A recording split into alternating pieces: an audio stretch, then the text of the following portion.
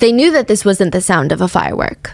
I mean, from really afar, maybe you could confuse the two sounds a little bit, but if you're close enough, there's no way you're thinking that this is a firework. A firework sound, it lasts a lot longer. It's like a crack and then a fizzling pop afterwards. Like if you throw a piece of meat into a hot sizzling pot of oil to fry it, there's a sizzling, there's an echo. A gunshot, on the other hand, is a lot more distinct. It is abrupt. It starts and then it ends. There is no middle. Just boop, that's it, a blip on the radar. They hear the gunshot. I mean, it's just echoing off the halls of this very dingy apartment complex. In the hallways, every single door to each unit opens. People start popping their head out into the hallway to see where the hell this noise is coming from. Most of the heads peeping into the hallway, they're not even neighbors. They're not even residents of the building. So what are they doing inside of this residential apartment complex? They're journalists. This is what they came for. This gunshot. This is the story. They hear a whole crowd of people screaming from outside the building, like reacting to the gunshot. They're slamming their bodies onto the pavement to try and avoid being shot. They were all here for apartment 24. No, really, there is a crowd of over 100 people, and they are standing in front of the apartment building, just outside, surrounding it, staring at this singular, tiny, small, rectangular window up in the building. This isn't even a nice building, so you're not getting those floor-to-ceiling glass windows or crazy views. It's just an old, gray concrete building with these large stains on the walls, and then they have these tiny windows that are unevenly scattered around. And this is where, in the parking lot, there's about 100 people trying to break their necks, trying to peer into apartment 24. They're looking for him. He's a celebrity at this point. Some girls are even coming up to the building, taking pictures. They're trying to jump as high as they can to get a look inside, which really is not that possible. It's not like they're on the second floor. But they would be screaming, "Come to the window, please! We came to see you! We love bad boys! Show us your face!" People are pointing their phones at the window, seeing if he would react. He did. The window slams open, and a soccer jersey is hung up. A soccer jersey. Half the crowd outside, they start cheering full force. That's their team. He's repping their team. The other half, boo. This is the worst team in the world in their eyes. Okay, there's no middle ground. Others, they start running back to their houses. They start running back to their cars to grab their own soccer jerseys to represent whose side that they're on in all of this. There's dozens of police officers just standing there staring at the cheering crowd. I mean, they look like they're just amazed by the situation. Journalists are standing there as well, waiting for something just exciting to happen. They keep calling his phone to see if the man in apartment 24 is going to pick up. Oh my God, here he comes. All the cameras pan to the window. They zoom in. Everybody is tapping on their camera screens to get it to focus on the window because someone is about to pop their head out. But it's not him. It's a girl. She sticks her head out the window a tiny bit. She looks maybe 15.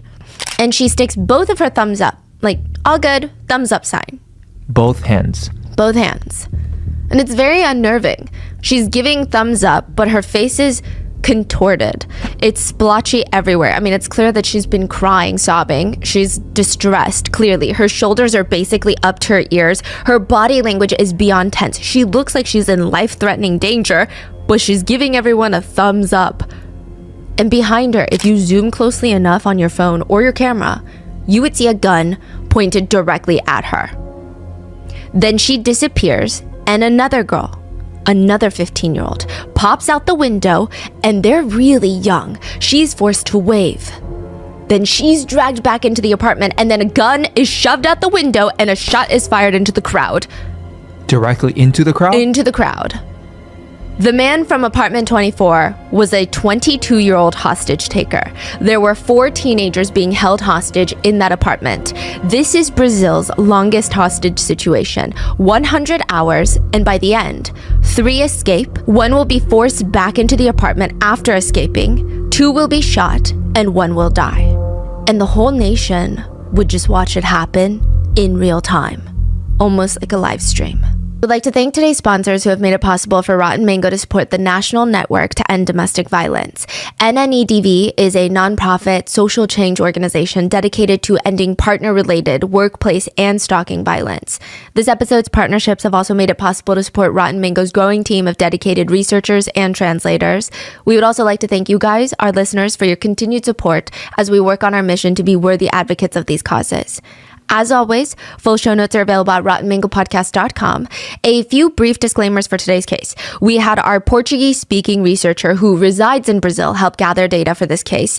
However, as always, please let us know if anything is mistranslated or miscommunicated in the comments below. We also turned to two professional FBI negotiators, Chris Voss and Gary Nessner. They're both very well known in the work in their field, so we tried to fill in any gaps in today's case. All patterns and behavioral speculations and analysis were based on their highly educated, highly trained, experience-based published works. They have really great books. The interviews between the press and the perpetrator have also been condensed for clarity. So with that being said, let's get into it. Eloa had just one shot for all of this to end. Just one. That's it. I mean, she's being held hostage, and if she doesn't get this to work, she's gonna be here forever. I mean, who knows? She could die in this apartment. She opens up the window and she starts sliding down the bed sheets. She had ripped them and tied them tightly to each other, and she's letting them hang down. She's using both arms to throw the torn sheets all the way until it reaches the ground, and then she leans out the window as far down as she can because this is her one shot at escaping. One shot. So why are they not? Eloa pushes her body just a little bit out more, and still nothing. They don't take the shot. She could feel the gun pressing up against her back. She stands up, takes a step back into the apartment, and starts pulling up the makeshift rope. At the very end of the rope is a paper bag tied to it. Food. Food the police had brought her to eat. So she's trying to bring up the food, not escaping. No, she's trying to bring up the food, but she's leaning down as far as possible to give the snipers a clear view of her hostage taker. But they don't take the shot. This was her only shot. So she was trying to get that message across, and they didn't do that. They did not. So she just has food attached to her bed sheets, food the police brought because she's getting sick, she's throwing up, she can't eat what's in the house anymore. But none of that matters because she lost her only chance at leaving. It's not like she can try and escape out the window. There's about 100 people standing there that would probably start cheering when she started scaling down the side of the building. They're watching the window of this apartment building like it's a TV screen. Eyes glued, but almost passive. They're not actually trying to help or get involved. They're just watching in real time. Eloa is not trying to escape. She's trying to bend down so that the police could shoot her hostage taker. When Eloa was thrown back into the apartment with the food, they all sat in front of the TV to watch it all over again. Her grabbing food from the rope. And they would rerun it on every single news network immediately after it happened. She would likely hope that the hostage taker did not notice in all of the reruns that she's leaning down a lot more than she needs to. Some people make horrendous hostage negotiators. If you've ever uttered the words, even in your head, yeah, but it doesn't matter what they think because what they think is wrong, you would probably not be hired as a good hostage negotiator. You need a high level of emotional intelligence to be considered by the FBI. For example, there are 3 types of people, and next time you're at a party, you can test this out. Pronounce a word wrong on purpose. It's got to be a hard word where it sounds like you're trying to sound a little bit educated, but not condescending. You pronounce that word incorrectly. There's 3 reactions, 3 types of people.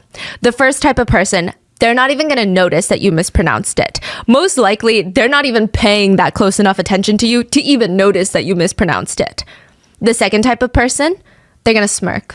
And they're going to point it out directly in front of the whole group, and either intentionally or unintentionally, they're going to embarrass you. The third person will smile genuinely and say something more along the lines of, oh my God, how funny.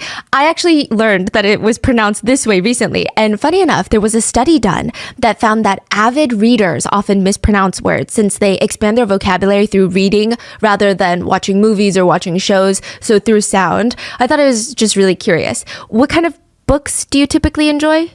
That's some very high-level communication skills.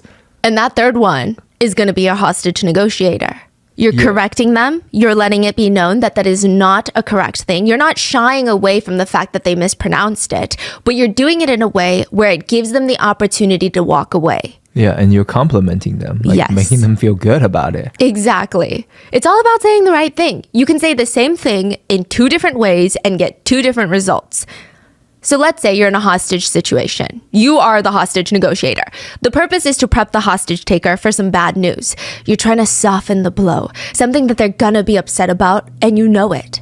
Do you say, 1, look, I don't want you to be offended by what I'm getting ready to say? Or 2, what I'm getting ready to say is probably gonna offend you? I think number 2, right?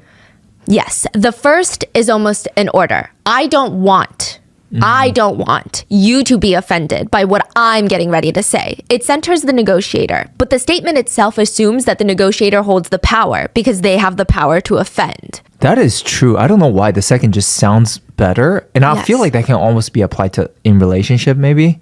In just regular communication, right? Yeah. It's crazy how subtle it is. And then 2, it's like a preemptive measure. You need to say something, and this is just to let them know it's not the best news that you're bringing, unfortunately. Also, the natural reaction to option 2 is, oh, okay, well, that wasn't that bad. Let's try another one. This can be used when talking to family members of hostages or even the hostage takers themselves. So when they're delivering horrendous news to them, do you say, 1, you sound angry? Or 2, I know you're angry? I know you're angry. Yes. Yeah. 1 is going to get you the response of, yeah, you bozo, you're the one that pissed me off. Or even, of course I'm angry, you idiot, you made me angry. But with 2, you're more likely to get a response of, yeah, and what are you going to do about it? That at least gives the hostage negotiator an opportunity to make it right. Wait, can you say those 2 again? You sound angry. I know you're angry. No, you're angry. Wow. It's so subtle. It's crazy. This is what the hostage negotiators from the FBI were talking about. It's just switching a few words, and that makes or breaks a hostage negotiation. Because in a hostage situation, not talking about the anger does not make it go away. Anger is the elephant in the room, so you just need to address it in a way that doesn't escalate the situation. And last question, before we get started, do you know what the F-bomb is in negotiations? It's like the one word that you cannot abuse, but it is incredibly overused in almost all negotiations, business, relationships, friendships, colleagues, everywhere. It's been used too much Used too much. and it's not good. No. The F-bomb. F-bomb. What do you want in a negotiation? Think even business negotiation. What do I want? What do both parties want? Okay, so it needs to be a win-win. It needs to be a fair. Fair. Fair is the F-bomb. Hostage negotiator Chris Voss said that there are 3 types of ways to use the word fair, and only one of them is correct. Can you guess which one? 1, we just want what's fair for everyone. Fair for you, fair for us. We want both parties to be happy and healthy. No. 2, we've given you a fair offer. This is the best we can do. I really tried to get the best deal for you. I really did. No. 3, I want you to feel like you're being treated fairly. So please stop me at any time if you feel like I'm being unfair. Yeah. The third one sounds so much better. Yeah. So he said that don't even use that word unless you're using it so correctly, like the third one. So for 1, it's wrong because the implication of like, I want what's fair for both of us. Yeah. Whoever utters those words is already admitting loss. They've already got the short end of the stick. That means they already feel like you're scamming them. 2 is wrong because it's almost condescending. Trust me, this is a fair deal. This is the best you're gonna get. It's like, you don't know it, but I'm letting you know this is the best. 3 is the best because it disarms someone. It makes you seem like a person of integrity and very reasonable to work with. Because at the end of the day, everyone wants to be treated fairly. They want what's fair. But what is fair when you've taken 4 teenage hostages by gunpoint? It's 1 p.m. on a Monday. 15-year-old Aloha and her 3 best friends, Nayara, that's her best friend, okay? She calls her Barbie because of her blonde hair. And then 2 guy friends from school, They're over at Aloa's family apartment and they're just finishing up their geography homework. It's not chaotic, but there's like a nice lively energy in the place. There's music playing in the background. They were hungry, so they just ate lunch and the smell of food is lingering. Aloa is going around doing some chores around the house.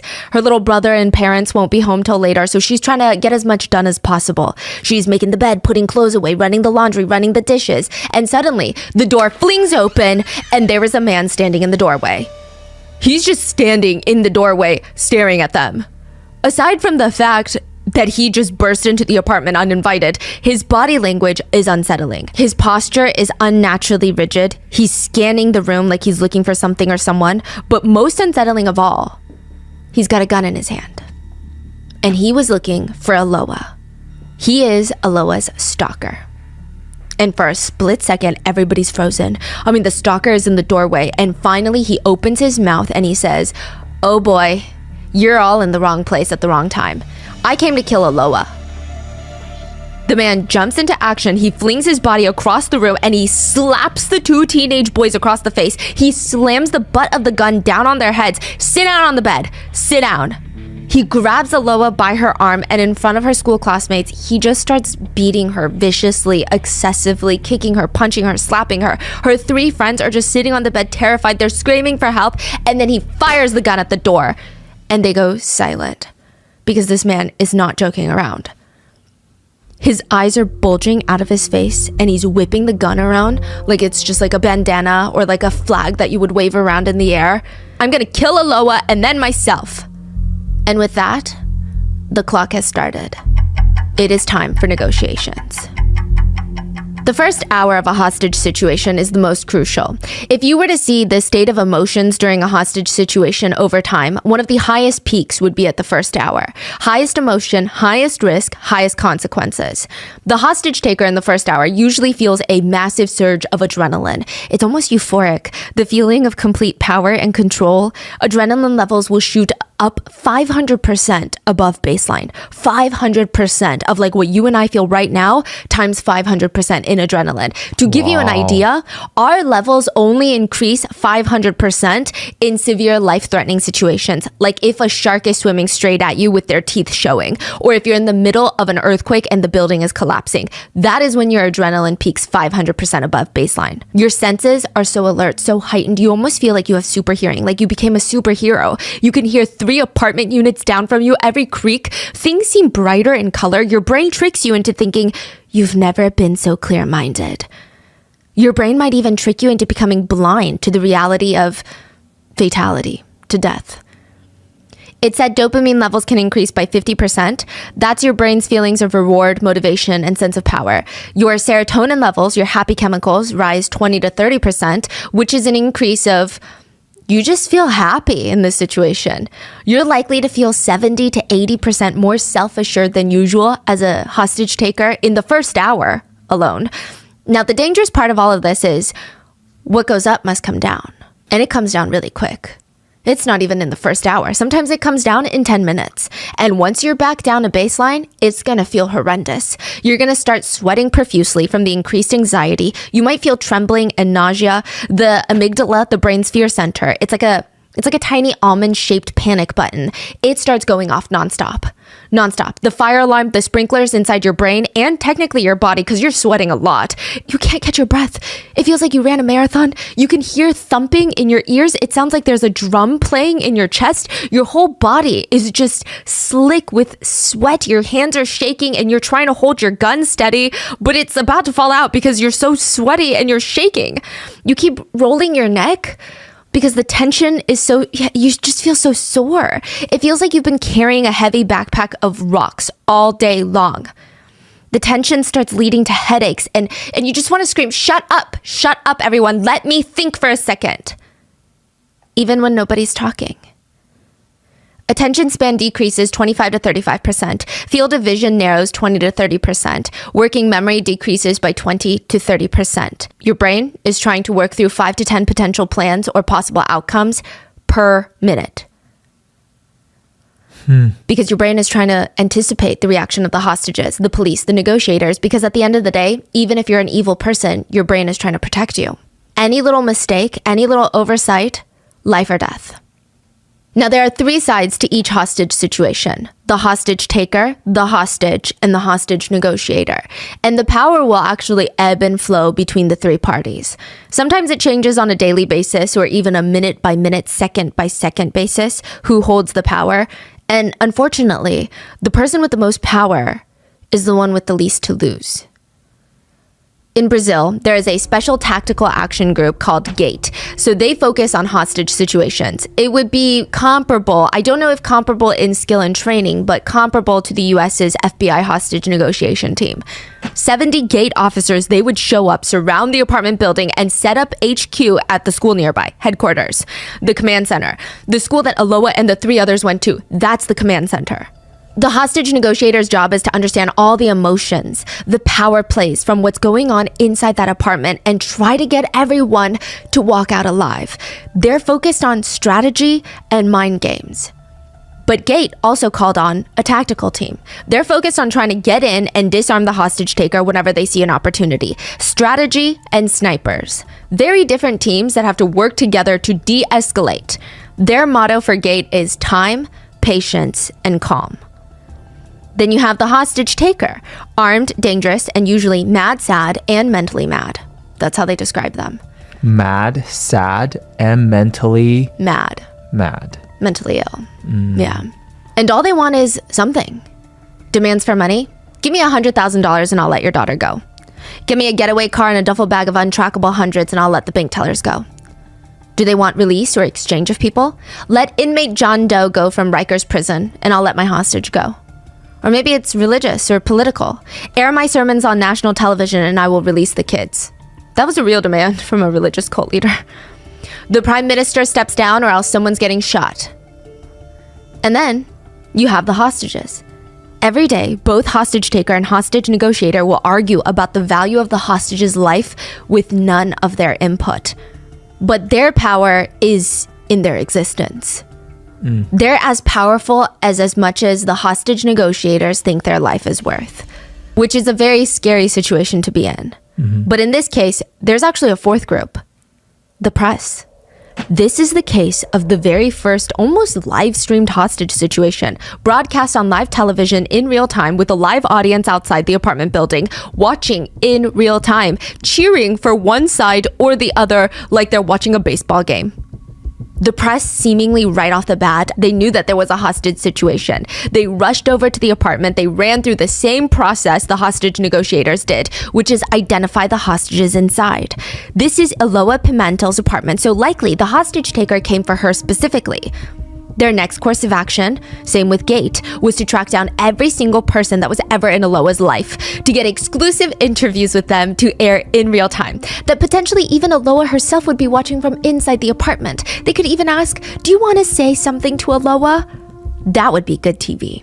So journalists, they managed to track down Aloha's ex-boyfriend, which was likely the most interesting person in terms of news coverage. I mean, forget a classmate, forget a teacher, ex-boyfriend? And they start spinning together this whole story. Star-crossed lovers. But once she gets out of there, once this whole thing is over and she's no longer being held hostage, they're gonna get back together and it's gonna be the wedding of the century. Hostage freed, freed hostage bride. Think about that. They will have this realization, the both of them, that they miss each other, that they cannot live without each other. That was the story that the news was spinning. One expert media attorney stated on air, I'm very optimistic. I hope it all ends well, and I hope that there will be a wedding for him and Aloha, his passionate ex-girlfriend, somewhere in the future. I really hope that this all has a happy ending, and I'm certain it will. Well, we do have Lindenberg, Aloha's ex, on the line right now. This is a live phone conversation aired on live television. Lindenberg, how are you feeling? What do you want to tell the people about your ex, Aloha? What's going on? People might not believe me, but right now, I'm not thinking about me or anyone else. I'm just thinking about Aloha's life. I believe that. You really liked her. She's your girlfriend for a very long time, right? That's right. 2 years and 7 months. The media is a circus. You know, they make up a lot of things that aren't true. But regardless, Aloha's ex-boyfriend, Lindenberg, was very helpful over the phone. He said, I'm positive that this is going to end in the best way possible. The journalist smiled and tried to sympathize with him so that she could keep him on the phone. And near the end of the phone call, she pauses, maybe to verify that the cameras are still rolling, that they're still live. And she asks through the phone, "Wait, Lindenberg, before you hang up, can you let me speak to Aloha for a little bit?" 1 minute. You get 1 minute. Talk, Aloha. The journalist looks hesitant. "Aloha?" And then the call cuts. Aloha is at the bus stop staring. I mean, everywhere Aloha went, Lindenberg went. And this is before the hostage situation. This is when he was just her stalker, not her hostage taker.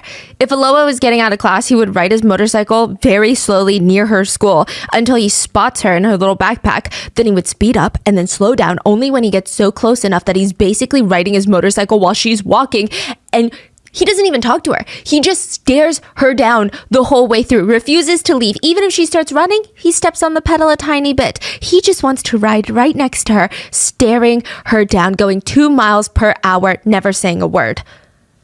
Aloha naturally was terrified. She would find all these new routes to take home so that she would try to escape him, that he wouldn't come and see her out of school. She would sneak around the alleyways trying to find busy pockets where he can't even ride his motorcycle into. It was absolutely, utterly miserable. Everywhere she went, she felt like she had eyes tracking her. She would start second guessing every word that she said, every facial expression that she made. She felt the need to analyze things. And to him, that's not even enough. The phone at home would start ringing. Aloha's mom, Anna, would pick up. "Hello? If your daughter does not see me, I will take desperate measures." Desperate. Anna, Aloha's mom, would just hang up the phone.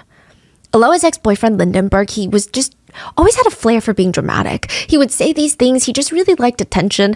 And worst case scenario, maybe he would harm himself. And that's a big problem. But she doubted it. But even if he did, is that really her problem? Her priority is her child, and he's a full-grown adult. Aloha, she felt like a hostage before she was even taken hostage. A few weekends before Lindenberg walked into the apartment and slammed the door shut, she was standing at a bus station, scrolling on her phone, when she feels something weird. She feels watched. She looks up and down the other side, and then across the street she sees Lindenberg just standing there, staring at her. Her eyebrows crinkle. She's holding onto multiple textbooks, heavy textbooks in her arms, and she's waiting for the bus. Or at least she thought, okay, maybe this will be a good shield, because Lindenberg is now crossing the street and heading straight for her. "Get back together with me." What? No. Aloha wasn't going to do that. "I made a lot of mistakes, but I love you. You know that, right?"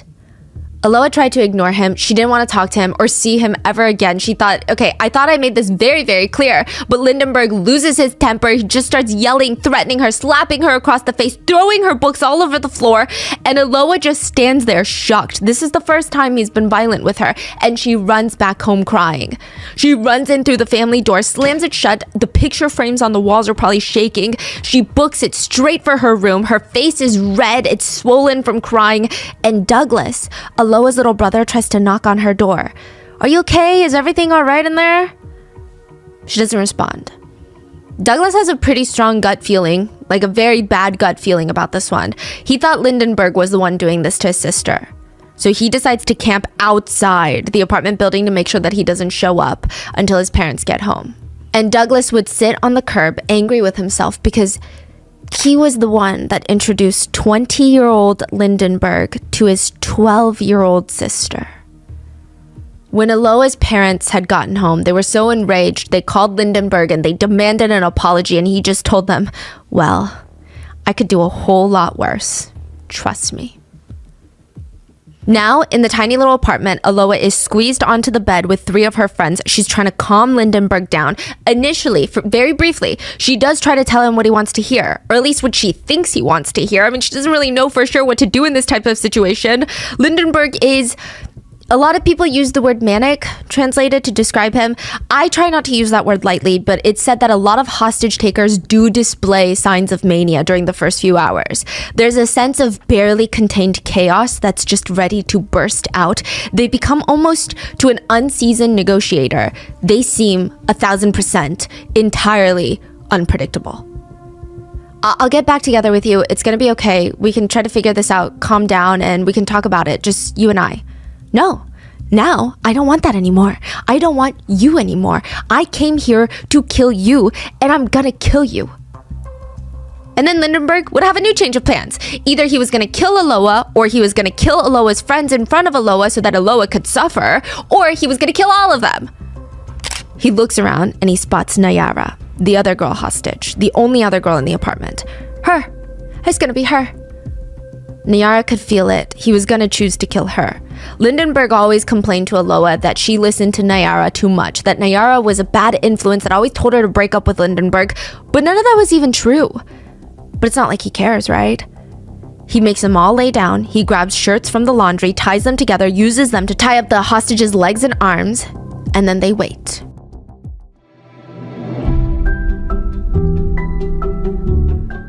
If you ever visit my house, don't open my closet. I may have a problem because I have been buying some clothes here and there, and then I never get around to organizing them for whatever reason, and I don't even wear most of them because I don't know where they are and I don't know what pile it's in, and that's the worst part. But at least it's only a one-time purchase, right? Imagine if I was paying for those clothes that I never use every single month, over and over again. That sounds like a nightmare, but that is also what most people are doing every single month with their subscriptions. Most people subscribe to a website or service and completely forget about it, and your money goes down the drain. Or worse, you pay twice for the same service.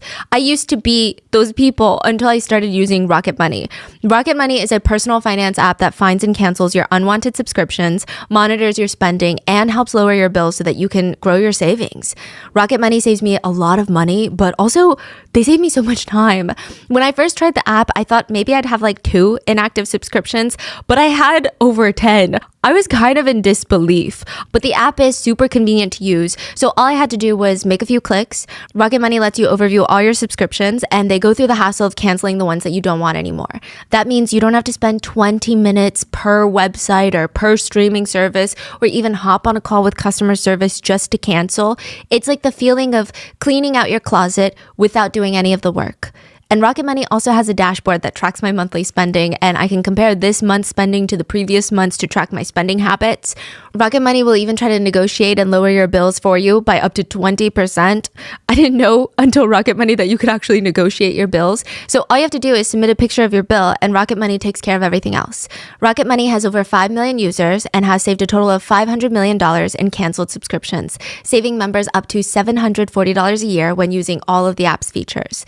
Stop wasting money on things you don't use. Cancel your unwanted subscriptions by going to rocketmoney.com/rotten.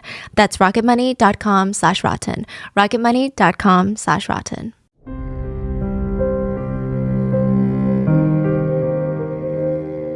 Do you know one of the first rules of hostage negotiations? Chris Voss once said, "Me making you dumber than me will always hurt me." But that doesn't mean you should know everything, right? Or at least as much as you can, but never make the hostage taker feel like you know something that they don't know, that you know a lot more, that you're smarter than them. You need to use every piece of information to your advantage and reveal it piece by piece, bit by bit, by calculated, controlled ways to the hostage taker. If you reveal too much information at once, you've shown them everything you have, and you're putting them on the defense. They feel threatened, which is never good. If you don't know much at all, well, you're just flat out at a disadvantage. The first things hostage negotiators typically go for: profiles. Profiles of the hostage taker and all the hostages, and floor plans. What does the inside of that apartment look like? I need that information now. How was Gate alerted of the hostage situation so early on? There were 4 hostages in the apartment, all teenagers, Aloha and her 3 friends. One of the hostages, the guy ones, was named Victor. Victor told his dad that he'd be coming home at around 5 p.m. after spending the day at Aloha's doing homework. He never made it home. Victor's dad, being protective, came to Aloha's to see if something was keeping him. He walked up to the apartment door. Knock, knock. Nothing. He was about to turn and walk away, but he heard weird noises coming from the other side of the door. It's unclear what noises he heard, but it was enough to make him pause and go, "That's a bit strange." That's what he said. It just sounded strange. He thought something wasn't right. So whether he heard screaming or sounds of beating, I don't know, but he wanted to get into that apartment. So he tries to break down the door by kicking it in. And someone on the other side of the door screams, "Who's out there? Don't come near the door. Don't try to do anything or else I will kill everyone in this room." Victor's dad runs downstairs, fumbling with his phone, trying to call the police, but there happened to be a police car sitting at the complex. He flags down the officer, Sergeant Valeriano. We're going to call him Sergeant V. He gets out of his patrol car, makes his way to the apartment door, hoping that he's going to de-escalate the situation. But instead, he hears the same voice, "Get away or I'll kill them all." Sergeant V pauses. He's like, "I need a moment to think because I can't act too rash." Perpetrator fires in the direction of the door. Thankfully, nobody was hit. Sergeant V gets on the radio to call for urgent backup. Perpetrator hears the radio, is agitated, fires again through the door. Thankfully, he missed once more. However, neighbors heard the commotion. They start coming out of their units to investigate. They call their friends from other apartment buildings, their buddies and their sisters and brothers. Some call the police, some call the journalists, and now they're forming a small group at the base of the building to try and see if they can get into the unit or see into the unit. It is a live crowd watching a hostage situation.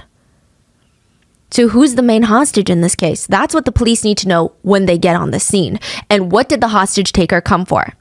15-year-old Aloha Pimentel. Her classmates say that she's bright, happy, but incredibly shy. She doesn't talk much. She's closest with her mom. They're practically joined at the hip before this. Favorite activity was shoe shopping. Aloha would be allowed to try on high heels and walk around the department store like a little fashion show. Family dynamic. Parents, Anna and Aldo. 2 younger brothers, Ronixons and Douglas. The whole family seems to know the hostage taker. His name is Lindenberg, likely introduced to the Pimentels through the little brother Douglas, the younger brother of Aloha. And Lindenberg, the hostage taker, short-tempered. He likes to play soccer, but neighbors say that all of his games are cut short because he would get into a fist fight at the end.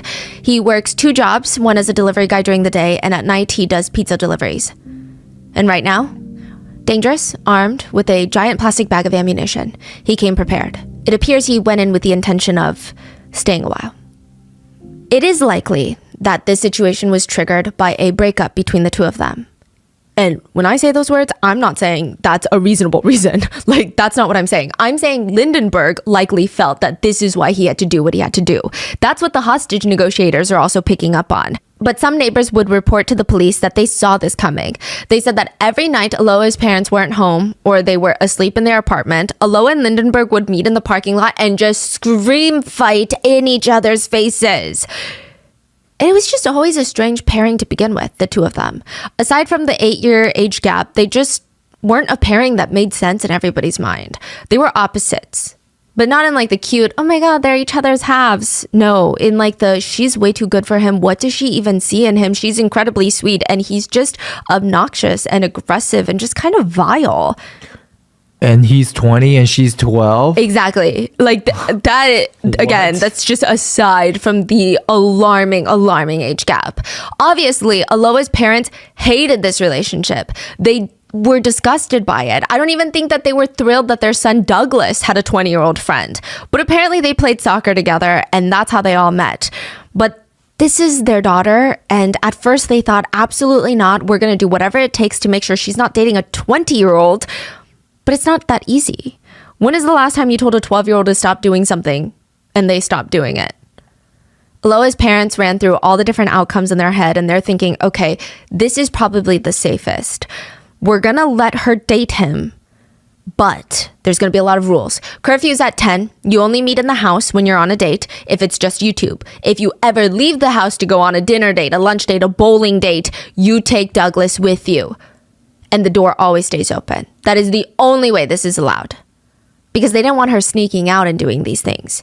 So for the next 2+ years, Aloha's parents actually start seeing Lindenberg as one of their own kids. He was just always around. But there was this very unsettling incident. Aloha's mom decided to have lunch with Lindenberg's mom one day.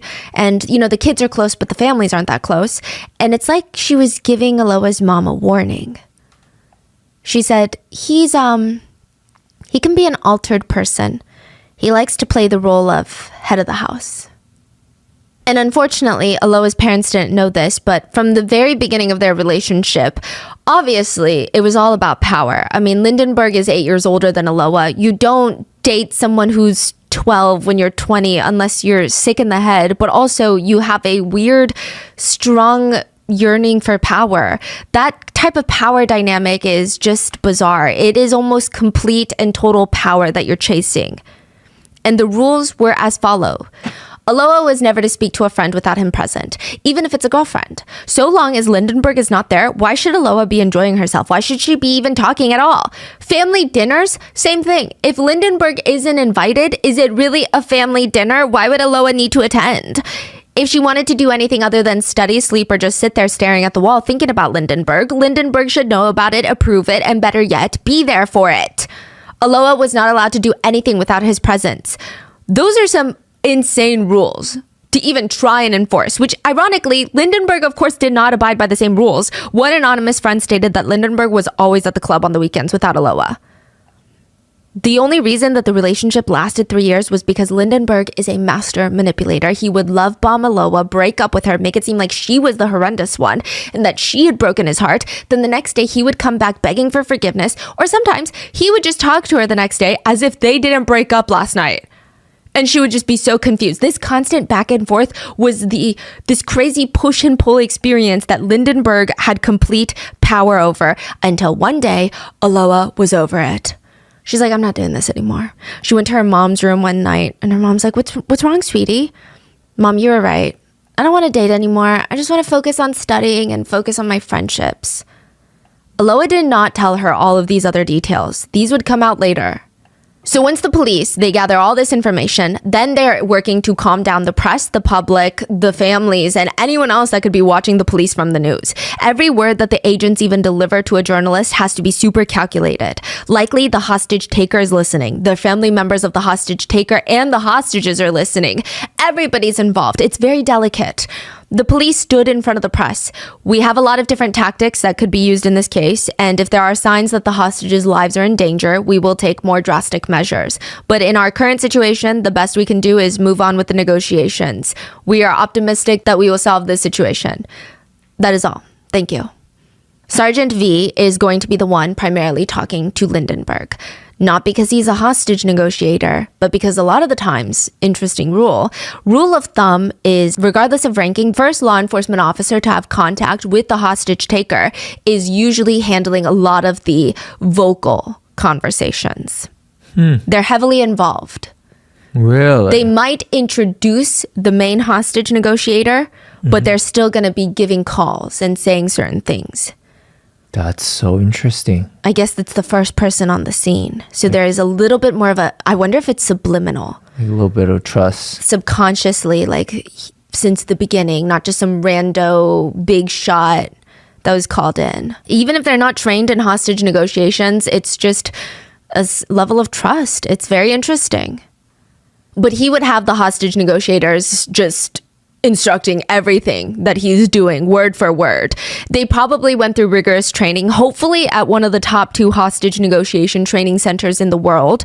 The Bureau is one, the FBI Training Center for Hostage Negotiations, and Scotland Yard's in London.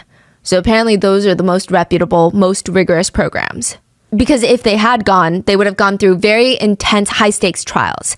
60 seconds or she dies. That's the exercise FBI hostage negotiators will go through during training over and over again. 60 seconds or she dies. They're taught every phone conversation, every word has weight in a hostage negotiation. A negotiator has to know how to convey the message they want in the quickest, most effective way. They might go in ready to say things like, I want to see you survive this, Whatever else goes with that, let's pick a point in the future. 5 years from now, a year from now, that we're both good, that we're both happy. And then let's work our way back. Why? Because people make their decisions based on their vision of the future. Find out what their vision of the future is and then remove yourself as a threat. They might continue. We're on opposite sides of the fence right now, but that's not going to stop us from being together on the same side in the future. The biggest differences between conversations and negotiations are conversations are about exploring. There's no set goal. Negotiations are all about closure and resolution. There is a goal and there's a ticking time bomb. Do you know the most powerful tool in any verbal communication? Your voice. The literal sound and inflections and how you draw out your words and your cadence, the tone, all that plays a role in being a good hostage negotiator.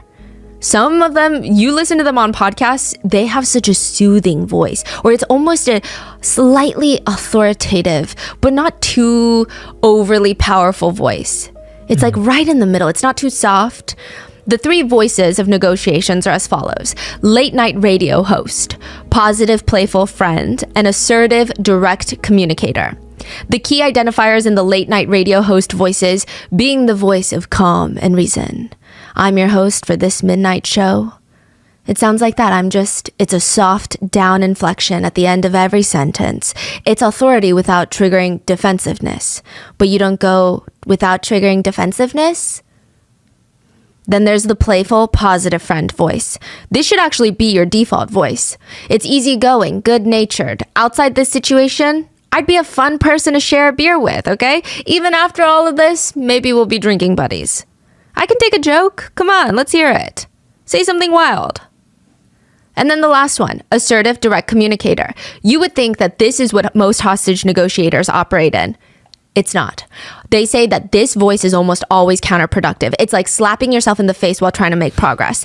FBI negotiator Chris Voss said, it's like getting hit in the face with a brick, and that is never a great idea, which it's kind of hard to get out of because most law enforcement officers are trained only in this voice. So to learn that this voice is actually bad, loud, clear commands are actually bad, and it makes people feel attacked, it's going to be very hard to reset your boundaries. So the first two is good. Yes. The last one is bad. The last one is very rarely you need to set a boundary, set it with this voice, but it's only when you need to set incredibly firm boundaries. And then you should kind of ebb and flow between the other two. Sometimes you need to be a little bit more light-going, then sometimes you need to calm them down and keep them at a place where you know what you're talking about and just trust me, this is going to be okay. That makes sense. Yeah. And another key important point is 738-55 rule. 7% of messages are conveyed through the words. 38% tone of voice. For example, I'm really impressed by how much you've learned in a short amount of time. I'm really impressed by how much you've learned in a short amount of time. One seems a little more genuine. One is like, I don't know if they're patronizing me or not. I don't know if this is like condescending. But that still leaves 45% of the percentages. What is that? Body language. Now, how do you do that when all you have is a phone? Focus even more on tone. Because once you have a set tone, close your eyes. Hi, everyone. Did it sound like I'm smiling? Yeah. You can almost picture someone's body language through the way that their voice sounds and their tone. Oh, and one more thing. Veteran negotiator Voss said along the lines of, silence is good. Sit there in silence with the hostage taker. Why? Because you don't sit in silence with people you don't know. You try to fill the silence. You sit in silence with people that you're intimate with. There is a level of intimacy, and you need to manufacture it sometimes.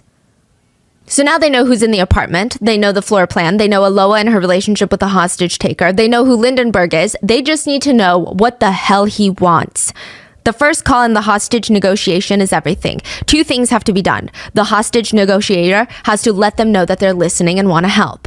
And then they have to figure out what the hostage taker wants. So the Sergeant V puts the phone up to his ear. He's getting ready to introduce himself because you want to introduce yourself by name. And Lindenberg picks up. They're screaming on the other end. And he freaks out. Why is there screaming on the other end? Lindenberg is out of breath. Oh, I'm just beating my girlfriend. This bitch. Aloha is screaming in the background. I'm not your girlfriend. There's harsh like, dun, from the other side of the line. And he's screaming. Lindenberg is screaming, shut up, shut up, shut up. Aloha's mom would get involved and try to reason with Lindenberg that she could try and talk to Aloha, get her to see his side and get back together with him. Clearly, she's just doing that to get him to release them. But Lindenberg tells her and the authorities, I don't want her back anymore. I want to kill her. That is what he states he wants in the first phone call. To kill the hostage. O que você quer? Fala pra mim pra eu poder te ajudar, cara. Eu quero lá matar e liberar a moto. One former FBI negotiator states, if it's an impossible ask from the hostage taker from the beginning, your hostage is going to be in bad shape. They've made him demand that even if you want to, you can't do. It's not going to work. It didn't seem like gate agents had control over the situation. They didn't even have control over the media. They're all camped outside trying to get zoom lenses to peer into the apartment. There's random crowds of people just gathering outside to see like, ooh, is something gonna happen? It's a live show. I don't know what they're expecting. People to be released, for them to cheer. And then the door to the apartment opens up. They see a foot. A foot steps out. Then another foot and another foot and another foot. The steps get quicker and faster in pace. Steps. Run down the stairs. The 2 boys have been freed. Out of nowhere, they were released. The gate agents did not negotiate their release, so how the hell did they get released? This happened like very early. Day 1, first like 12 hours. Inside the apartment, it was a very messy scene. Lindenberg is standing there, waving his gun around, staring, eyes bugging out at the 4 hostages.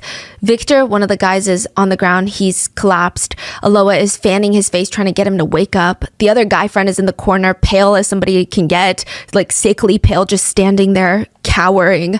Nayara, Aloha's friend, is trying to reason with the mad gunman, Lindenberg. Look at them. They're getting pale. You don't even know them. They never did anything to you, so just let them go. He pauses. Are you sure that you girls want to be alone in here with me? Without them? You want me to release them? This is a tricky question. Lindenberg likely did not want the boys there or any guys near Aloha. So it's speculated that he let the boys go because he straight up just does not want boys near Aloha. Aloha stood up though. Yes, I want them gone. Let them leave. And the door swings open, and it was the investigators' very first win. But it was not a negotiation that they even made. The agents surround the 2 boys. What did Lindenberg say? What did he say he wanted? How is he behaving? They're trying to get all the intel. The boys look at the officers.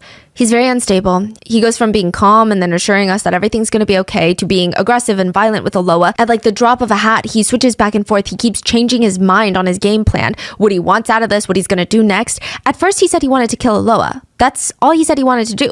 Then he said, no, I'm going to make her suffer by killing all of you in front of her, making her witness all of this. And then the next second, he would change his mind, and then he would scream at the top of his lungs at us, nobody's getting out here alive, understand? And then 2 seconds later, his demeanor would shift, and he would be very soft with us and say, guys, don't worry. I'm not actually a bad guy. I'm going to release all of you. Don't stress out. Nobody's going to get hurt. Then he would immediately turn around and start violently beating Aloha, leaving red and purple marks all over her skin. How is Aloha holding up? She's obviously scared, but she's standing her ground. She told him straight up to his face multiple times that she was never getting back with him. Not the best news, not the worst news either. I mean, obviously it's bad. Aloha is being assaulted physically, but authorities were hopeful because Lindenberg's decision to release the 2 boys was likely Lindenberg trying to resolve the situation sooner rather than later, right? Maybe he's letting them go one by one. He realizes that this is not what he wants. It's not worth it. He's just having what they call a, quote, mental health crisis. And as an upbeat reminder, hostage negotiations are successful 93% of the time. 93. And usually that 7% is because the bad guys, they were never there to make a deal in the first place. They just need to play their cards right, and this is all going to blow over. Okay, so the main thing to remember for the gate agents, and another famous negotiator, Gary, said, is contain the situation. Contain the scene. Put a bubble around it, but inside that bubble, have open communications. Contain, but open. Open in a contained environment. That is key. 2 parties talking openly back and forth with each other. Hostage negotiator, hostage taker, sometimes the hostage, nobody else. The phone rings into the apartment. Lindenberg still has the gun in his hand, and he uses the other to pick up the phone. Hello? Hi, Lindenberg. Is everything all right in there? Yeah, I'm okay, man. How is Aloha? Everything okay in there? Let's talk. I want to help you. What I want to tell you is the captain is reassuring you that you will not be harmed. Be sure of that. Do you understand? How's the situation between you and Aloha? We're unraveling things here. I don't want anything to do with her anymore. Tell me something. Why did you decide to do this? Were you desperate? Jealous? Was that it? Lindenberg starts getting agitated. Desperate? Desperate? If I was desperate, I would have shot myself in the face and been done with everything. No. Don't do that. What are you thinking about right now? I have no feelings right now. I'm cold-hearted as No, but be calm. I know it's hard, but be calm. Is Aloha with you? Is she calm? How is she?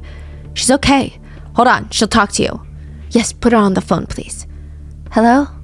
How are you? I'm okay. Is everything okay in there? Yes, everything's okay. I want to eat. Do you want to eat lunch? Yes, I'm weak. Be calm. We talked to Lindenberg. We'll talk to him again. Is he treating you well? Aloha starts crying. Yes, he's treating me well. So trust him. Make him feel relaxed. Do you want to say something to your mom? I just want to know, how is my family? I just want to say to my mom that I love her, and my father too. I love him too. Be calm. Talk to Lindenberg. He's willing to end things peacefully. Yeah, he said that he will let me go. Yes, he will release you. Be calm, think about God, and pray. Lindenberg takes the phone back from Aloha. He seems agitated. He keeps asking how they got his number. I'm asking you, and you won't respond because I asked you first. Please don't make me nervous. How did you get my phone number? Don't be nervous. We got your number through our managing team. Just say who gave it to you. I just want to know. Why can't I just understand? We got it from some of your relatives, okay? Lindenberg, are you still there? I wanted everything to happen naturally. That officer shouldn't have been doing what they were doing. What did that officer do? I told them I didn't want anyone to come upstairs, but an officer did, and he rang the bell. We were sleeping, and I jumped up scared, and I almost shot her. No. Be calm, man, okay? We trust you. We know that you're a good person. We know that you don't want to do anything bad. We trust you. I don't want anyone getting close to the building because I'm telling you, if anyone comes near, that guy, that officer that came here, the captain, I don't know, he rang the bell and I almost shot the girl thinking that he was going to break into this place. If he did that now, she and I would be dead.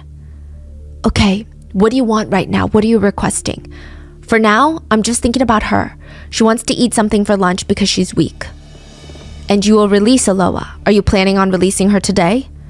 Yes, I plan to. I do. But what happens is that the captain is doing everything wrong. He's doing bullshit. I just want everyone to know that I have a bag full of ammunition here, and if anyone comes close, I will shoot. I understand. The line cuts, and the man on the other line, the one that was having this conversation with Lindenberg, turns to the camera. And there you have it, folks. I'm journalist Louise Guerra, and that was an exclusive interview with Lindenberg, the hostage taker, exclusively on Read TV. That was a journalist? He called in to an active hostage taker situation to interview the hostage taker and air it. Is that okay to do? No, but everyone's doing it. I don't know if they just didn't have the appropriate laws and the police could not control the journalists. If that happened in America, it would be crazy. Yeah, it might have happened in America, I feel. Because crazy things do be happening. But yeah, that was an interview with a journalist. Olha, você tá precisando mandar recado pra sua mãe, alguma coisa? Eu queria saber como ela tá, como meus familiares estão. Tá tudo bem com eles. Beijo da minha mãe e do meu pai. He actually works under an even bigger journalist who has her own TV show called Sonia Brau. She ends up doing another exclusive interview with Lindenberg. Journalists were able to find Lindenberg's number. They would bribe or ask relatives or former friends of his, and even though they knew it was highly unethical, they would call and interfere with hostage negotiations. Because remember everything I said about being a hostage negotiator? Mm-hmm. These journalists don't have that kind of training. Mm. Even the questions that he was asking, if you listen back, they're instigating him. They're making him get riled up. Mm. Why would you do that? So does Lindenberg know that these are journalists, reporters? Yeah, he knows. Okay. And he knows that they're being aired. And he actually quite likes it. Journalist Sonia turns on the camera. The last information that we're getting here is that he is about to surrender to the police. We just talked to them and he said that he will turn himself in, he will release the girls, but he wants the TV cameras from all the channels to capture that moment so that he feels safe and knows that nothing bad will happen to him. In the next minutes, he will come out into... Oh, we're getting a call. She hops on the call with Lindenberg. Look, let me ask you something, Lindenberg. Are you afraid that the police are going to shoot you? Because that's not going to happen. Why would you ask that? Like, what a way to pique someone's anxiety and not do a whole lot to calm them down. Are you afraid of being shot on sight? Don't worry, it's not going to happen. Even though there's armed officers everywhere pointing guns at you, I just showed a montage of it on my news network of snipers being pointed at you. But don't worry, it's not going to happen, okay? But are you scared? Tell me how scared you are. Lindenberg responds, no, I'm not scared because before coming into this, I already knew the risk. I was aware of what could happen to me. Now, explain something to me, Lindenberg. I think the whole nation watching, wants to know. You told the other journalist that you want nothing to do with Aloha anymore. So why did you go in the apartment? What did you want from this? Is this revenge? I wanted to resolve things with her. I tried to sit with her to talk things through, but she always turned her back to me and didn't want to listen, so I had to use force to make her listen. I understand. But did you talk to her? Did you tell her everything? You've been in there for more than 30 hours now. I think you've had enough time to tell her everything that you wanted, no? Aloha is not cooperating. Among the 4 people who were here with me, everyone was cooperating but Aloha. She's just starting to cooperate now. How did she not cooperate? Was she too nervous to do so? Yes, and one time she came up and tried some bullshit trying to take the gun out of my hand. The gun went off inside the apartment. Wow. Good Lord. Wow. If she tries to take the gun from my hands, I will shoot. What did you want to say to Aloha? Can you tell us? I don't think so. This is between me and Aloha. I understand. This is a very intimate thing between the two of you, right? Did you already tell her everything that you wanted to say? So now she's cooperating. Were you able to clear things up about the breakup? I had this conversation with her, and before you called me here, we were talking things over. But every time we sit down to talk, one of us always ends up stressing out about things, and then we have to take a break for things to not get too heated. I think it's all just very difficult right now. I know, but what do you want from Aloha now? I want her to be calm. I want her to make me feel calm. And then I will accept anything that the negotiators say for her to get out of here alive. So what day is this now? Like still first day, second day? 30 hours in. 30 hours in. Out of 100. And the police are okay with them calling in? They're not doing anything about it? They try to get them to stop, but they can't really control every single journalist. And I guess the journalists are not scared of any legal repercussions. I mean, even in the end, the journalists, they just get slapped with a fine. That's about it. And this is crazy. I mean, their ratings were through the roof. Whoever had these conversations with Lindenberg, whoever had exclusive footage, through the roof. Sonia would say, it seems like you are willing to kill Aloha. And that's not true. I know you're not that kind of person, Lindenberg. You're not understanding this. For her to get out alive, I have no intention of killing her. I'm not trying to kill her. No, I'm not saying that you are trying to kill her. I said that when you say it like that, like if Aloha needs to get out alive, the police need to do this, people might misinterpret it, and I know that you don't mean it that way. You're not that kind of person. We both want both of you unharmed, correct? People might not believe me, but right now I'm not even thinking about me. I'm thinking about Aloha's life. I believe that. I believe it. I really do. And have you been sleeping? Did you manage to rest? No one is telling me about my mother. I want to hear from my mother. I want to take this opportunity to tell my mom that everything that's going to happen is the best possible way now. Aloha is going to get out of here. I'm going to get out of here and everything will be fine. But it depends on the officers down there. They must not pull that shit again. I don't want anyone to come near this apartment. What if I open the door and there's just one of them waiting for me outside and shoots me? I know how they are. They're smart. I'm scared. No, Lindenberg. No. Don't be scared. Unfortunately, I just don't trust the police. You can be rest assured that the whole nation is praying for you too. Not just for her, but for you too. Everyone is worried about you, Lindenberg, because all the information we got is that you're a good person. So no one understands why you're putting yourself and this girl in this dangerous situation. But now that you've said that you wanted to talk to her and already did, and you've cleared things up, that's it. That's enough. You already got what you wanted, didn't you? I will put Aloha on the line for everyone to hear that she is okay. Okay. Hello? Hello, Aloha. This is Sonia Abro. Earlier today, you talked to Louise, our journalist. Now we're live. We were talking to Lindenberg right now, and I wanted you to tell us if you're okay. Lindenberg says now that you're more relaxed, you are cooperating. Did you eat lunch? Yes, I ate. And how are you? Your voice sounds better. And how is Lindenberg? He said that you already talked about the breakup. Is Lindenberg hearing us right now? Yes, he's hearing us. Does he know about his sister's message? What message? We heard it just now. We heard that his sister, Lindenberg's sister, Susie, said that if she could talk to Lindenberg right now, she would ask him to turn himself in as soon as possible because their mom and his other sisters are suffering a lot. She said that you two had always gotten along just fine. She said that she has nothing bad to say about him. He doesn't drink or smoke. She even thought that the two of you would eventually get back together. She told us that Lindenberg is the youngest of the siblings, only 22 years old, and he had dreams about getting married, having a family, owning a house one day. And she wants to talk to him if possible. She wants to put an end to this quickly because it's a lot of suffering, you know? So it's like a lot of talking, but the message is unclear, right? It's not like moving this into like a solution. It's just a lot of like, oh my God, family, sister, mother. Like, is that what's happening? They just want to like create a story? Well, what's going on? They want to create a story. The message is very unclear. And it's kind of crazy that even with the journalists, they have the opportunity to talk to the hostage. And just on a human to human level, okay, I understand that they're trying to do their jobs, right? And maybe their livelihoods are on the line. But on a human to human level, would you not want to know how the hostage is doing and ask questions about them or give them things that reassure them? But even in this opportunity, she's still talking about Lindenberg. Like, Aloha is nobody to anybody. That was one thing that a lot of netizens were upset with. Like, this whole conversation with Sonia, the fact that she's able to get Aloha on the phone, which hostage takers typically do not let you talk to hostages often, and you're still talking about, he had dreams of a family. It's like everything is painting Lindenberg to be a good person who did something bad. Yeah, but I think that is trying not to triggering him to do more bad things, right? Yes, but it actually backfired. Let me Really? tell you how. So all the press, they're going around painting Lindenberg as a 22-year-old star-crossed lover, correct? Now, a lot of the older general public, because they didn't know the outcome, they didn't know better, they didn't know the full story, they're just seeing little snippets on the news and what the hosts are telling them. They believed that is also true. The police said because of that, they could not be more aggressive with Lindenberg.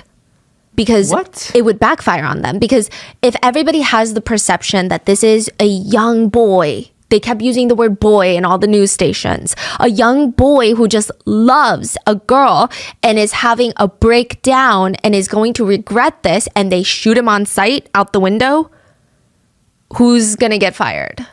Who's gonna get fired? Yeah, Wow. so that's what the police argue later. So they're saying it was like this very toxic cycle of like nothing was getting done by anybody at this point because of how publicized it was in real time. Yeah. The police even asked the journalist, get all the footage you want, just air it when we resolve it. Like Yeah. immediately after. Air everything, unedited, uncut, raw footage, whatever. But there's nothing they can do to stop them. No. That's crazy. Yeah. It's just so bizarre. Lindenberg takes the phone back. When Aloha gets out, she's going to take the 2 guns that I have and no ammunition, and I will come out with my hands up. If someone shoots me, no one's going to shoot you, for God's sake. Don't think that way. We want a happy ending to this story. And it's not just me. Everyone out there. The police have no intention of taking anyone's life. On the contrary, they have no reason to take your life, Lindenberg. Don't think like that. So you have family members of the hostages, press, journalists, camera crew trying to get better positioning near the building to get a slightly better shot. Gate hostage negotiation teams, tactical teams, local police departments, neighbors, just any other passerby that just wants to be there. Just a few floors down in an open space right underneath the building where a mad gunman is armed with 2 guns and a baggie of ammo. There's just no way that this is going to end well. And it doesn't. So whether it was for show or show proof of life or to get media attention on this case, Lindenberg would periodically force Aloha to wave out the window. He would use her head to cover his head so a sniper could not get a good shot. He would hold her in place by her neck with a gun pointed at her back. He would force her to stick her head out the window and wave. Sometimes it was a thumbs up. And it was almost always clear that her condition was degrading over time. It was getting worse. She looks bruised. She looks abused. She looks mentally exhausted. She looks emotionally traumatized to the fullest extent. So you're saying hour 30 in, and Yeah. he's talking to these reporters saying that he's going to let her out and he's going to walk out. He doesn't want anything. There's no demands. That's it. But he's never doing it. Yes, and a lot of speculation is because he really enjoyed the media coverage. He wanted more and more interviews. Actually, when he starts negotiating again with hostage negotiators is when journalists are kind of sick of the same interviews over and over. They want new information. They want new developments. They don't want to hear the same thing from him. That's when he starts going back to the negotiators. So it's just absolute chaos. It's just so messy. And Lindenberg is becoming increasingly unhinged. After hour 30, there were girls that were coming up to his window saying like, we love bad boys, we love you. But then another group of girls saw that, got really upset, and they came next to the window and said, you're a freaking monster and you deserve like punishment. He opened the window, stuck out his gun, and opened fire. He was irritated. Yeah, very irritated. How is there like girls even allowed to go there? And why are they saying that? Like, I love bad boys. So Okay, we did research into it, and I was thinking maybe it's and I'm gonna mispronounce this word, okay? It's like hysterophilia. It's when serial killers have wives in prison. It's like there is an attraction to the dark criminals because you feel like they're gonna kill other people, but they're not gonna kill me. I'm different. I'm special. Something is not... Yeah. You know, it's not a normal feeling to have. Maybe it's also the media coverage. Yes. So I was debating, like, is it that? And I was trying to look into it and cross-reference, like, what they were saying with what a lot of these people feel in their symptoms, and it wasn't matching. So I think it's more so with the media coverage. They really marketed him as just, like, this boy that's so in love. And it's like, of course, every girl wants to have someone who's so in love with her. Yeah. So it really, the media marketing on this one is just foul. Fortunately, nobody got hurt, but things are quickly escalating. Lindenberg is opening fire on innocent people. I mean, it's truly mayhem. At this point, he just randomly decides to throw soccer team jerseys outside the window. Nobody knows why. There's shots fired. There are crowds cheering. There's girls screaming, "I love bad boys." It's chaos. The soccer coach for that team, that national team, shows up and is like, "Hey, can I help negotiate?" And they're like, I think we're okay. Like, it was just incredibly messy. And it sounds like there's nobody's taking charge of this. No. And Lindenberg's sister also arrives at the scene to try and talk to him. They brought an attorney to help negotiate for better conditions for Lindenberg if he gets arrested. They also tried to tell the press, "My brother is a very nice and calm person. He just got depressed after the breakup. I think he's making the biggest, dumbest mistake of his life, and she's not worth it. Nobody is. She's gonna get out of there, and his life is gonna be ruined." She's not worth it? Yeah. So everything is escalating out of control. The negotiators realize the biggest mistake that they have is that they can't see in the apartment. They can't get a clear view. The whole apartment is blocked. The windows, when they're not open, they're blocked. They can't get a camera in there. They can only call. Lindenberg picks up sometimes, and they hope that when he picks up, he wants to talk. He wants to tell them what's going on. Meanwhile, Lindenberg can see everything going on outside. He can see what the police are saying, what they're prepping, how they're stationed around their building, who they're investigating, what their strategy is, how they think. He can see what the public wants the authorities to do. Is it time to storm in? Do they want Lindenberg to be freed and given a slap on the wrist because he's just a boy in love? They can't see, but Lindenberg can see them. There's one easy way to fix that. Everyone has their cameras pointed up at the apartment, hoping to get another money shot of Aloha out the window. And then it goes dark. The power was shut off by gate agents. In most hostage situations, this is a tactic that is frequently used. It's just to make their lives more inconvenient, forces them to negotiate. And it's interesting, sometimes you take away something, give it back, but with enough mind games, you actually make the hostage taker feel like you're giving them something. But in reality, you took it away and you're just giving it back. Yeah. You're using it as, "I will give you this for that." Yeah. But they already had that. It's crazy. Yeah, so that's why they do that. But it seems like for this situation, they turned it off so that he can't watch the news. And Lindenberg is pissed. He calls turn the lights back on. "I will, but let's talk. Turn the light on, otherwise I'll start hitting the girls. I'm going to start attacking these girls. The girls are going to suffer, and pay close attention." Aloha starts screaming in the background of the call, begging him to stop. Lindenberg is literally assaulting Aloha while on the phone with negotiators. Now, after the power goes out, Aloha's mom gets another call, this time from Aloha. She almost drops her phone trying to answer it as quickly as possible. Honey, are you okay?" "Mom, do you trust me?" "Of course I trust you. I always trusted you." "So please, tell them to turn the power back on." Aloha's mom didn't know what to do or even what to say because on one hand, she knows Aloha is in danger if she doesn't do anything. On the other hand, she knows that Lindenberg is forcing her to call her right now. If the power is back on, if he gets what he wants, is Aloha's mom helping prolong the situation? Is Aloha's mom helping him win? Before she can respond, her husband, Aloha's dad, grabs the phone and screams, "No, honey, they can't turn it back on. They can't." And the line goes dead. At the hour 32 mark, an exchange is made. An eye for an eye. Well, not entirely, but it's something. The negotiators will turn the lights back on, and Lindenberg will open the door to the apartment. Someone is seen running down the hallway to the stairs. The pacing gets faster and faster down the stairs and into the crowd of people surrounding that person outside. Her family is surrounding her, smelling her hair, making sure it's her. They're scanning her entire body, looking for any serious wounds. Journalists are trying to squeeze through each other, trying to get the best angle, best shot. The police need to rush her to the hospital. Nayara was freed. meaning the only one left in the apartment now was Aloha with Lindenberg. Some saw it as a good sign. The two boys, Nayara, they're all out. Some say that means Aloha's gonna be out. Others said, no, he went in there for Aloha. That's what he went for to begin with. That's the only one he cared about when he took them hostage. His words in the beginning were, I'm gonna kill her. 10 p.m., the lights turn back on. 11:30 p.m., the door opens. Nayara runs out of the complex. She is rushed to the hospital with minor injuries. She is processing a lot of trauma. The hostage negotiators talk to her for 6 hours after her release, and they just want to know everything. They want to be filled in for the past 34 hours. He kept the girls apart. Every day he would put one in the bedroom, one in the living room. They were both tied up, blindfolded. They couldn't see anything but the back of the blindfold. Throughout the day, Nayara would hear sounds of Lindenberg beating Aloha, and Aloha would scream for help. He was screaming at her, punching her, kicking her, and then it would stop, and in a split second, not even a full second, he would be like, please kiss me right now. What? He would go from beating Aloha to being like, can you kiss me? But she kept denying him. And it got to the point Nayara, the best friend, just screamed, just do it, Aloha. Please just kiss him. You're gonna die. But she refused. He was having severe mood swings. In the middle of a casual conversation with the girls, he would just start threatening them. But it's not like he was on drugs or anything. He had a lack of sleep. He almost never slept. He would take sporadic cat naps, really light.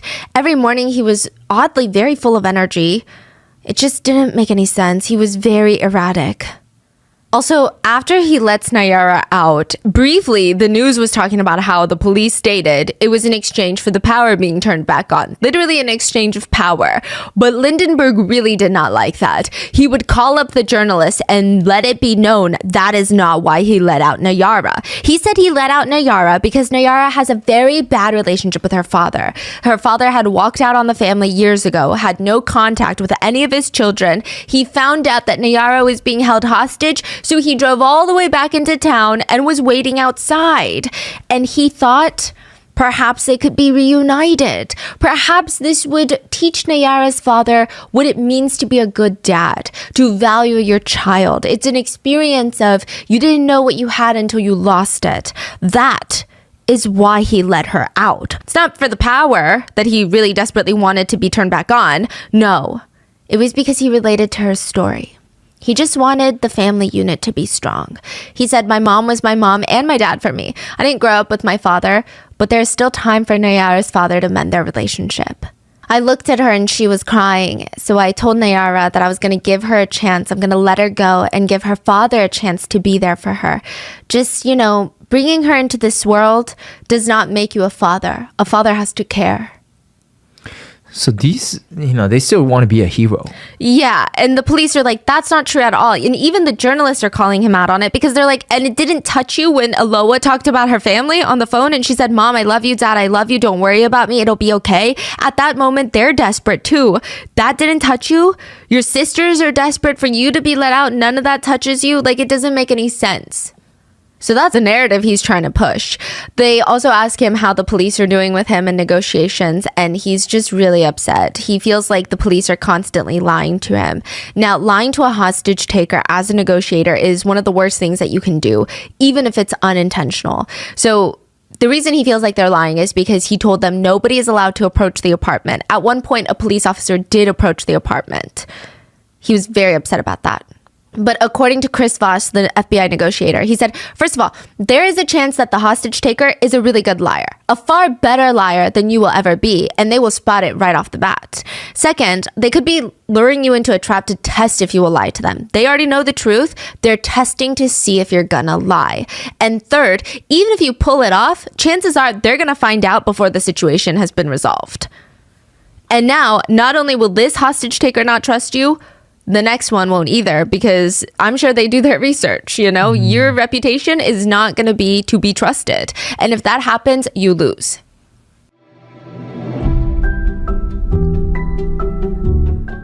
Are you the type of person that's always running around and you constantly forget to take breaks? I try to tell myself that I need to stop and smell the roses, and all I do is I end up taking one aggressively long sniff and then running on to the next task on my to-do list. But I know that taking breaks is good, so what I've been doing is I set a reminder on my phone to remind me every hour to take a sip of water. And that little habit helps me take a moment just to breathe, just to pause, and it also helps keep me hydrated, especially because my water is mixed with liquid IV. Listen, liquid IV hydrates faster than water alone because it has 3 times the electrolytes of the leading sports drink, plus 8 vitamins and nutrients with no sugar or artificial sweeteners. And you would never really believe that it has no sugar because all the flavors taste so good. This one right now is lemon lime. This is one of my favorites. I actually really like the white peach a lot. Something about it, it almost feels like a treat in a glass. It tastes so good. There is no sugary feeling. It just feels like a fruity drink. So whenever I'm filming podcasts or staying up late to do research, I always have liquid IV and my timer because that's like the only thing that'll remind me to stay hydrated. It's so good. I carry a few sticks with me whenever I'm traveling because the worst part about long plane rides, I think, is feeling so dehydrated afterwards. You can even see it on your skin. Your skin gets so dehydrated. Liquid IV is also great after a workout or after a long night out. However you hydrate, grab your Liquid IV Hydration Multiplier sugar-free in bulk nationwide at Costco or get 20% off your first order when you go to liquidiv.com and use code ROTTEN at checkout. That's 20% off your first order when you shop Better Hydration today using promo code ROTTEN at liquidiv.com.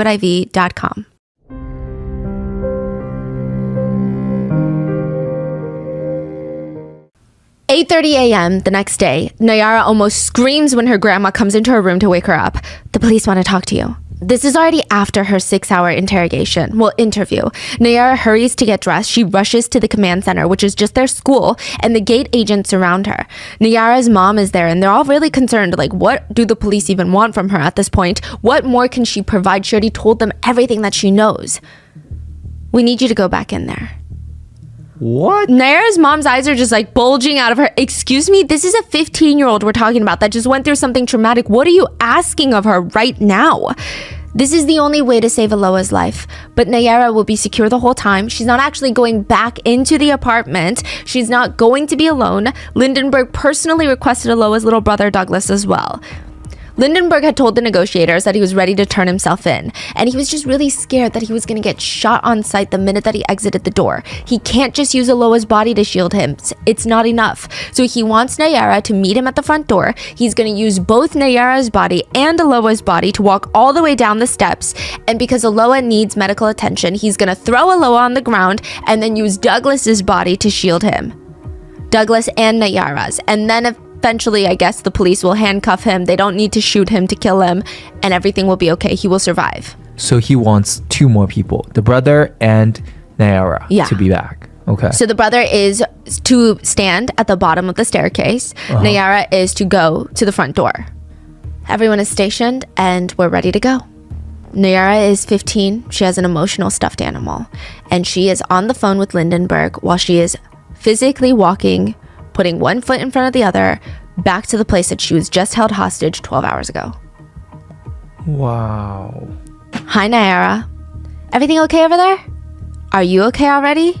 Yeah, I'm okay. Are you calm? Everything calm? Everything is okay. Are you gonna do what you said you're gonna do this time? Yes, I will. Do you trust me, Nayara? Yeah, I trust you. Lindenberg lets Nayara talk to Aloha to let her know that he's serious this time. Hi, love. How are you doing? Aloha says, are you gonna come up? Yeah, I will. I am at the front door soon. Don't let any of the police officers up, okay? Okay. No one, please. Is Nayara calm and... Yeah, she's calm. That's crazy brave for her to do this. Yeah. She doesn't have to do it. Yeah. She could say, I'm sorry, I can't. Yeah, I mean, I don't know how a 15-year-old can go back to a situation like this. But she's calm. And she says, okay, well, let me speak to him now, love, because I'm at the front. Vou, amor, vou subir. Tá bom. Tem policial subindo, vou. Aloha reassures Nayara that everything will be okay. They tell each other that they love each other, and Nayara gets back on the phone with Lindenberg, and he is guiding her to the correct position he wants her to be in front of the front door. Come closer, please. I don't see you, Nayara. Come, please. To the left. Nayara is literally right in front of the front door. What do you mean he doesn't see her? Because That doesn't make sense. But before she can respond, the door swings open. Nayara could see how purple and bruised Aloha is. That's her first response, is she's purple all over. She tries not to look too shocked because she doesn't want to stress out Aloha. And before she can even register what happens next, she's brought back in. She's back in the apartment. In like 2 split seconds, he grabs her wrist, throws her back into the apartment, slams the door shut. So he's not leaving. No. He just wanted her back. On national TV in real time, Nayara's family watched her get kidnapped once more. Her grandmother fainted. The police made the judgment call to put Aloha's friend Nayara's life at risk. They took a gamble and they lost. They didn't even prep her on what to do in case something went wrong. They just trusted Lindenberg for whatever reason. He's calling the shots. He tells them what he wants. They do it without questioning it a single time. He's the one setting the rules. In situations like this, there's always the question of, well, when does it end? Which side gives up first? Because when does a negotiator decide to walk away? One former hostage negotiator said, when the bad guys feel like they've gotten everything they can, that's when it ends. And this feels like that. It is now approaching the 100-hour mark. So they just Nayara goes back in and they go quiet for a while. Nothing crazy happens. Well, I don't want to say nothing crazy. It's crazy, but in the sense of there's no new developments progressing them to a resolution. Do you know what happened in there? Yeah, so it's just back and forth. He would go from being crazy to beating Aloha to screaming at her to trying to talk to them in a nice, calm manner. They would be allowed to watch TV. Sometimes they would be allowed to sit next to each other, but it just was that on end.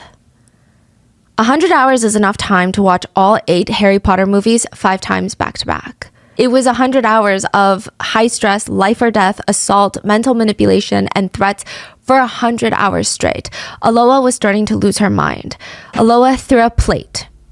She was in the kitchen, and she threw a plate, and it shattered on the floor.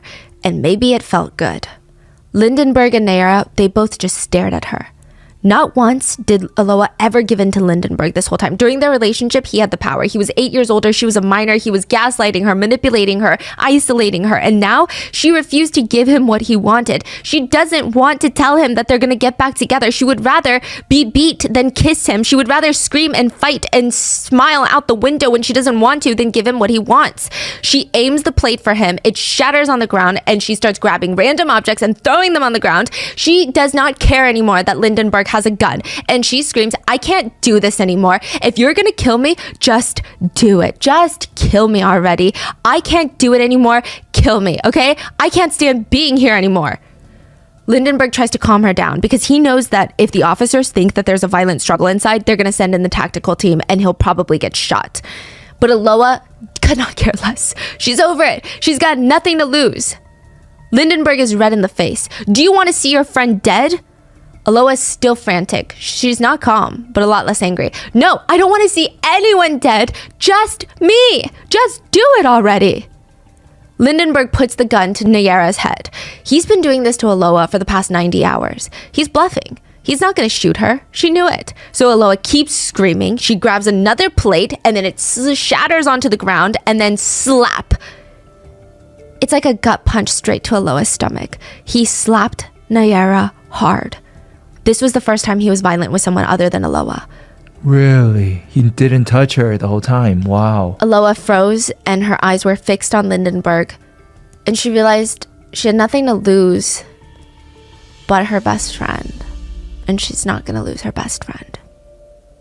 October 17th, 2008, Friday. Aloha's mom gets a call from Lindenberg and she's begging him, please, please, please release my daughter. She loves you, so please. I'm not going to let her go. She will only get out of here dead. And I don't care anymore if she says she wants to come back to me. I don't believe her. Things were not looking good. That morning, Aloha and Nayara are sitting down on the mattress with him and he's going through even more intense mood swings. If earlier it was like every 10 minutes, now it's like every 2 minutes, a different tone, a different message, a different goal. At one point, he even just he's sitting there watching TV, zoning out, and his arm is resting next to him. The gun is in his hand. He lifts it up and just shoots through the wall. It goes straight into apartment 23, where the police are set up. And they just see a bullet, thankfully it doesn't hit anyone, but they just see a hole in the wall. They see a bullet on the ground. Yeah, he's starting to lose it. And one of his last conversations with the negotiator was, I'm going to be honest with you. I'm not going to come out just to go straight to prison, man. If I go to prison, I'm going to die there. It's like a little demon and a little angel are whispering in my ears right now. The demon is talking louder and he's telling me what to do. And that demon is going to make you very, very sad. That little demon is telling me to kill both the girls. Then listen to the angel. Isn't that better? I don't know what's better. A million things are going through my head right now. Or just break into the shit already. No, there's none of that. Okay, I guarantee you're not going to be harmed. Life continues. Life is beautiful. I want you to break in. I'm asking you to do it. So he's basically trying to die either by them or have that be the catalyst for what he is maybe too scared to do right now. And he says, a lot of people out there are just going to pay a lot. People will suffer. They're going to cry. I'm going to end this. Let people know that this is coming to an end, man. Everything that I have is nothing anymore. I don't have anything. Give me some time. I have to be alone right now. I don't want to see anyone. He hangs up. He drags the coffee table in front of the front door of the apartment and lies down on the mattress to sleep. And the two girls, they likely heard all of this and knew things are likely not going to end well. So they sat together on the couch, pulled a blanket over them, and watched TV together, side by side. Around 6:08 p.m., around the 100-hour mark, police stormed through the front door of the apartment. And side note, this is very controversial, but the police claimed that they only stormed the unit because they heard a gunshot go off. So they had to act fast. They said that they didn't have time to get someone to come in through the window simultaneously because that is the normal protocol for a hostage situation. You go in through all the entrances to disorient the hostage taker. It gives you so much more opportunity to disarm them, which, by the way, like the SWAT teams, they're trained to disarm a hostage taker in like less than a second or two. So this is all part of the training. They never just go through one entrance unless it's impossible. But most netizens and press and even the victims will argue there was no gunshot. Because the police are arguing we didn't go through the window because we had to act fast. There was a gunshot sounding off. But everyone said there was no gunshot. In fact, the police were the noisiest. They blew open the entire apartment door with a tactical bomb. It's purposefully loud and bright to startle, disarm, and momentarily blind the perpetrator. So they run in, they're going to tackle him, but they're stuck. The bomb did not get through the coffee table that was pushed up against the door, so they have to go through that. And that was enough time for Lindenberg to turn to the two girls and open fire. He shot the girls. The authorities finally came and they shot Lindenberg with rubber bullets. While the hostages were shot with real bullets, the police used rubber bullets so that they could preserve his life. The intent was to incapacitate, not kill the hostage taker. It is alleged, though, that the authorities were pretty rough with Lindenberg. When they did finally get him to the ground to handcuff him, it said that they were just really jumping him at that point. Neighbors and press had to intervene, screaming at the police, don't kill him, don't kill him. And oh my God, what's going on? Because they were just like taking out their frustration on him is what it seems like. The journalists downstairs, they start fully freaking out. Most of them are on air telling the public that the hostage taker had agreed to turn himself in. Literally, while in the middle of that sentence, they hear that boom, the break-in happens, everything goes dark, there's ambulances rushing to the scene. It was... I don't know what the press were thinking. I don't know if they genuinely believed the whole idea that they were selling, that there was going to be a wedding of the century after this, but two bloody bodies were rushed out of the apartment and taken directly to the hospital. Nayara had blood just pouring out of her face like a sink faucet. Meanwhile, Aloha is being carried by a police officer, and when he accidentally bumps into a medic with a white coat on, his whole coat turns blood red. She was also bleeding from the head, profusely. There are journalists trying to run after the ambulances, trying to stick their cameras right up against the ambulance windows. They really look like vultures. It's unsettling. They tried to race the victims to the hospital just so that they could get the best shots. Both girls were taken to the operating room to have surgery. Nayara was shot in the face near her jaw. A bullet was lodged in her jaw, and Aloha was shot in her private area and her head. The bullet had gone through Aloha's brain, and it said that she went through 3 hours of surgery, but they could not remove the bullet. But even if they could, the damage to the brain was extensive. Neurological damage was, in this case, irreversible. Aloha was placed into a coma, and she was brain dead. Unable to breathe without life support, no chance of recovery. Aloha had passed. And the last memories of Aloha her family had were of her leaning out the window of the family apartment crying and trying to give her family a thumbs up so that they don't worry. And it was just not the last memory that they ever wanted of her. And this doesn't make it any better that she passed. The doctors approach Aloha's mom and they ask if she wants to donate Aloha's organs.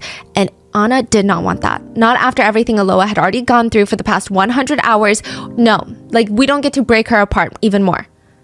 But Douglas would tug on her little sleeve and tell her, Mom, that's what Aloha would have wanted. And so the last memory that they have of Aloha now is in her very last moments, she tried her best to save her best friend Nayara. And ultimately, she would save 5 people with 7 organs. Her heart, lungs, pancreas, liver, and kidneys. Nayara would make a full recovery.